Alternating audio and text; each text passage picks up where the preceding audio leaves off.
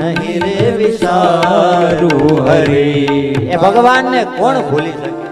સ્વધામમાં જવાના છે, બધા લોકોને સંદેશ દેવા લાગ્યા છે ભગવાન કે હવે હું જવાનો છું. ઉદ્ધવ તું ચાલ્યો જા, પાર્થીને કહે તું બધાને જાણ કરી દેજે હું જાઉં છું હવે.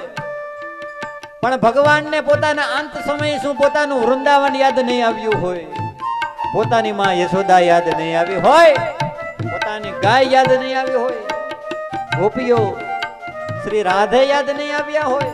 શ્રી રાધે શ્રી રાધે શ્રી રાધે જય જય રાધે. ભગવાનને વૃંદાવન યાદ આવ્યું હશે અને પોતે વિચારતા હશે કે મારા વ્રજની અંદર તો જઈને કોક કયો કે હું જઈ રહ્યો છું. મારું વ્રજ ક્યાં આવ્યું આગું, ત્યાં જઈને કોણ સંદેશ આપે કે હવે હું જઈ રહ્યો.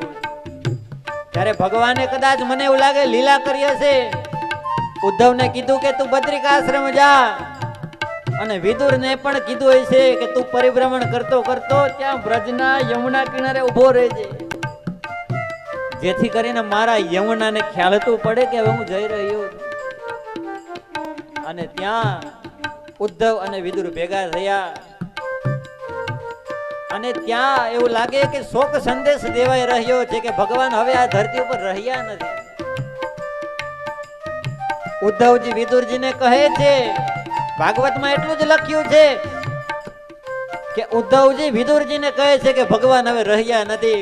પણ મને ગુરુ કૃપાથી એવી જાણ થાય કે ભગવાન એ ઉદ્ધવ દ્વારા ખાલી વિદુરને નથી કેવરાવતા, ભગવાન ઉદ્ધવ દ્વારા યમુનાને પણ જાણ કરે, ભગવાન વૃંદાવનને જાણ કરે. એટલે મને એવું લાગે કે જાણે યમુનાજી પણ સાંભળે છે. યમુનાજીના ખડખડ અવાજ શાંત થઈ ગયા.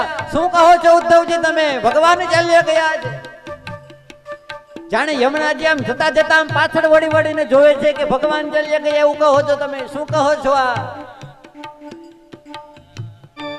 જ્યારે એક પત્નીને ખ્યાલ પડે કે પોતાનો પતિ રહ્યો નથી ત્યારે એની કેવી મનોદશા હોય એ તો તમે જાણો.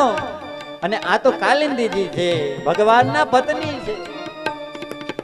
મારા સ્વામી ચાલ્યા ગયા છે, પોતાના આભા લૂછવા લાગ્યા છે, બંગડીઓ તોડવા લાગ્યા છે યમુનાજી કે મારા પતિ રહ્યા નથી. હવે જલ જમુનાના પાણી રે જાતા, જળ જમુનાના પાણી રે જાતા, સિર પર મટુક